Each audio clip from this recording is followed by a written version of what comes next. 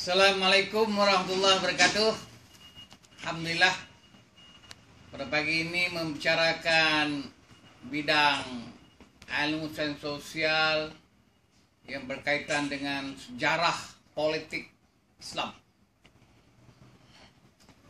Sejarah politik Islam ini bermula daripada sejarah Islam, yaitu sejak zaman Nabi Adam sehingga jatuhnya Daulah Osmaniyah Turki dalam masa 7.400 tahun. Ini sejarah politik Islam yang memerintah dunia dalam sejarahnya. Adapun sejarah politik Barat ini selepas daripada abad yang ke-18 sehingga sekarang belum sampai 300 tahun lagi. Itu pun action dah. Islam dah merintah dunia lebih 7.000 tahun lamanya. Sebab itulah orang Islam harus mengetahui dan mempelajari sejarah Islam. Tujuan mempelajari sejarah Islam ini supaya kita dapat mengingat kembali bagaimana sejarah politik Islam yang memerintah dunia, supaya orang Islam ni berkeyakinan dan kuat azam dengan agama Islam yang dianuti dan mempunyai sejarah yang panjang. Itulah pada pagi ini saya akan mulakan sejarah politik Islam ni bermula dengan sejarah Nabi Adam alaihissalam. Sejarah Nabi Adam alaihissalam ini panjang. Ceritanya sejarah kejadiannya, sejarah pemerintahannya selama 1000 tahun mengikut umur Nabi Adam alaihissalam. Sejak mula dia bernyawa sehingga dia mati 1000 tahun.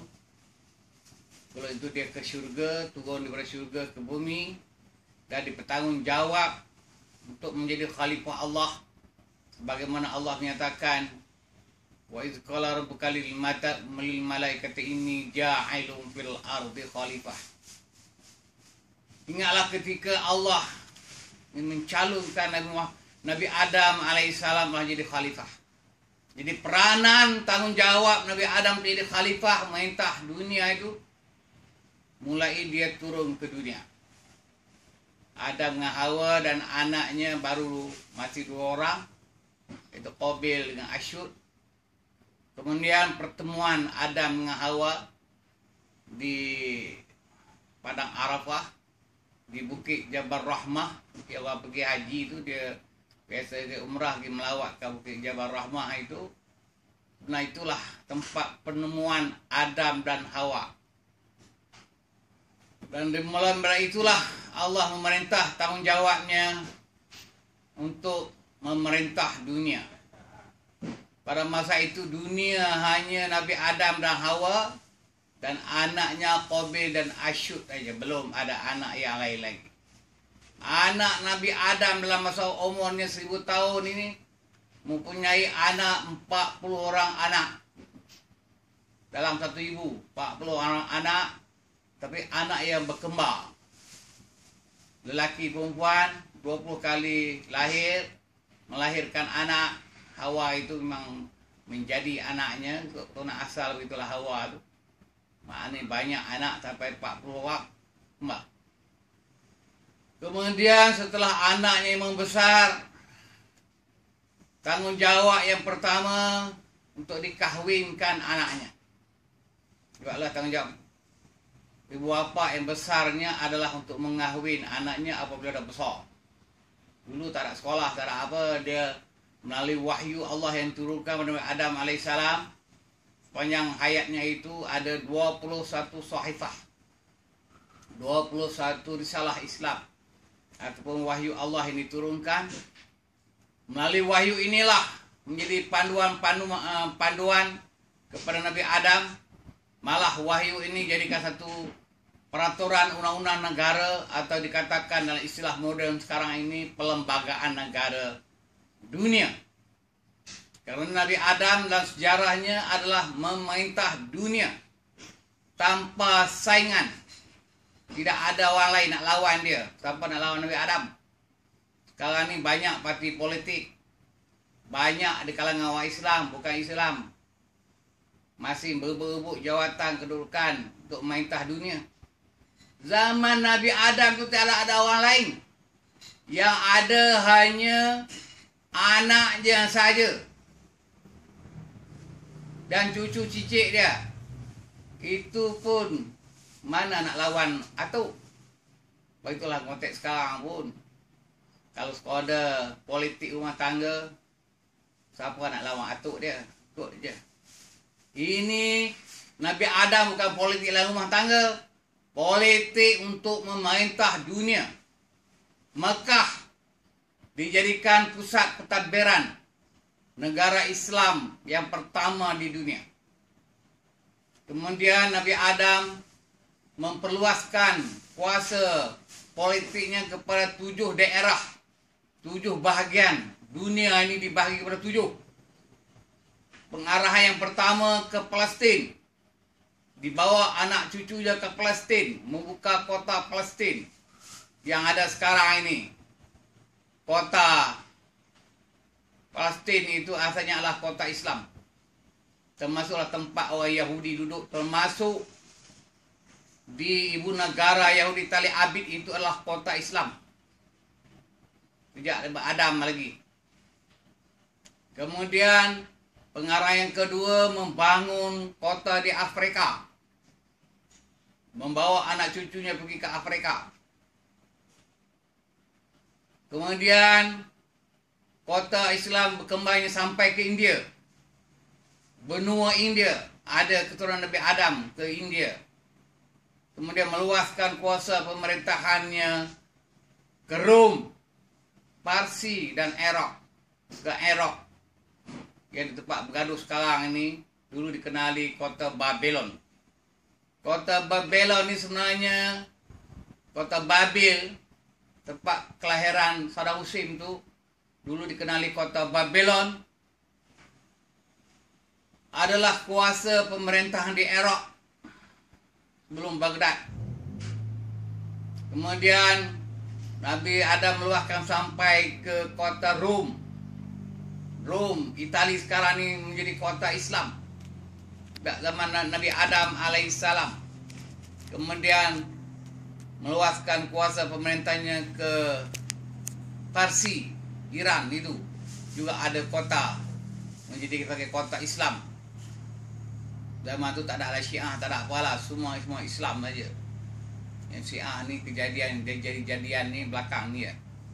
Dulu adalah kuasa pemerintahan Islam berdasarkan pada sebuah negara Islam yang memerintah dunia pada zaman Nabi Adam alaihissalam. Bukan saja memerintah dunia dari segi politik, tapi juga membangunkan kemajuan dan tamadun Islam pada zamannya.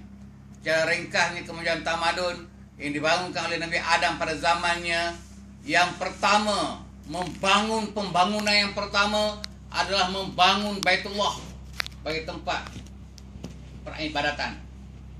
Kemudian Nabi Adam dan Hawa dan anak-anaknya membangun kota-kota yang saya katakan tadi. Kemudian membangun, dikenali sebagai kemajuan pembangunan segi pertanian. Menanam buah-buahan, pokok-pokok buahan dan juga makanan asli, makanan asli, makanan asas bagi Nabi Adam alaihissalam dan juga Tuhan itu adalah makan gandum. Di tanah ada ladang gandum. Kemudian membangun perumahan-perumahan untuk anak-anaknya. Perumahan yang dibuat itu memang untuk diri dia, Adam dan Hawa. Anaknya ramai. Bayang tengoklah rumah Nabi Adam sebesar mana kalau 40 orang. Tapi apabila anak je nak kahwin, didirikan pula untuk rumah untuk anaknya. Belum ada sejarah dunia sehingga sekarang ini mak bapak buat rumah untuk anak. Lebih-lebih lagi kalau sampai 40 orang. Mana ada 40 rumah. 40, 20 rumah. 40 rumah lah. Kena kahwin. Mana ada. Hanya larap di 1-2 buah rumah saja kot. Itu ialah. Tapi Nabi Adam berjaya dalam sejarah membangun persediaan untuk keluarga dia, anak-anak dia yang 40 orang itu didirikan 20 buah rumah untuk dikahwinkan kalangan anaknya. Nabi Adam, anak-anaknya kahwin adalah di kalangan keluarganya. Tapi tidak boleh kahwin dalam regu yang sama. Ada silih ganti di antara keluarga. Sebab itulah dicadangkan Qabil akan berkahwin dengan regu Habil. Perempuan, wanita. Habil dicadangkan berkahwin dengan regu Qabil, anak syurga. Ini cadangan sebagai untuk dipertemukan jodoh. Habil sedia menerima, tapi Qabil tidak sedia menerima. Inilah menyebabkan berlaku penderhakaan pertama Qabil terhadap syariat Allah yang diturunkan kepada Nabi Adam alaihissalam. Malah Qabil sanggup membunuh Habil. Dan dia tak tahu macam mana cara nak tanam Habil. Kerana belum ada sejarah manusia pertama, manusia mati. Jadi Allah Ta'ala cerita dalam Quran, Allah Ta'ala ke burung gagak untuk bergaduh di antara dua ekor. Kemudian dia gali-gali, dia tanam kawan dia. Barulah Qabil pun nampak. Itu caranya untuk menanam orang yang mati. Cerita yang panjang lah. Sejarah semua orang tahu. Ini di antara kemajuan tamadun yang telah dibangunkan oleh Nabi Adam alaihissalam pada masa zamannya. Kemudian setelah kewafatan Nabi Adam digantikan anaknya Seth bin Adam. Nanti diceritakan kemudian. Itulah sejarah secara ringkas tentang sejarah Nabi Adam alaihissalam memerintah dunia, sejarah politik Islam memerintah dunia secara globalisasi. Dunia tanpa sempadan. Dibahagikan dunia pada 7 daerah untuk kuasa pemerintahan negara. Ini menunjukkan keturunan manusia yang ada sekarang ini kesemuanya adalah berasal daripada atuk yang satu, Adam dan Hawa. Tapi perkembangan kerana geografi yang berbeza, maka di sini lahirlah berbagai bangsa, bahasa dan keturunan yang kita lihat yang ada di hari ini, berbagai-bagai bahasa dan bangsa. Bahasa dan bangsa itu untuk kenalan di antara sama lain. Tapi orang yang paling mulia di sisi Allah adalah orang yang bertakwa. Orang yang paling takwa. Itulah sejarah politik Islam secara ringkas pada zaman Adam AS. Wabillahi taufiq wal hidayah. Assalamualaikum warahmatullahi wabarakatuh.